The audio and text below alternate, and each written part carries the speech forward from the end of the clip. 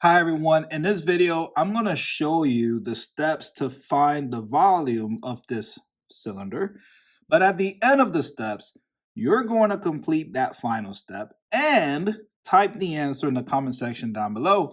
And if you have not subscribed to the channel, please subscribe to the channel to support, and let's begin solving this problem. So, to find the volume of a cylinder, you multiply the area of its circular base by its height.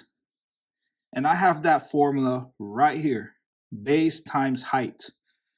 And the area of a circular base is pi r squared. This is why the general formula to find the volume of a cylinder is pi, or V for volume, equals pi r for radius square h for height.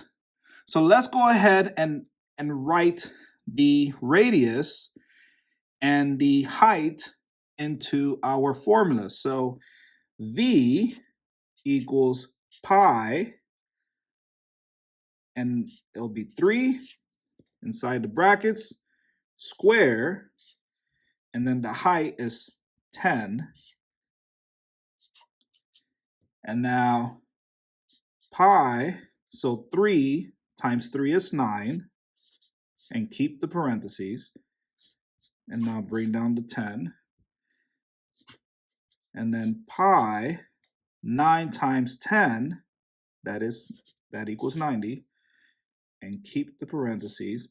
So now we have pi times 90. Here's why I want you to enter that in your calculator, pi times 90, and that will be your answer in centimeters cubed.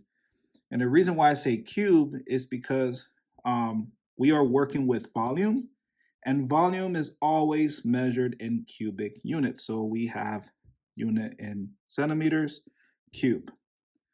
And there you go.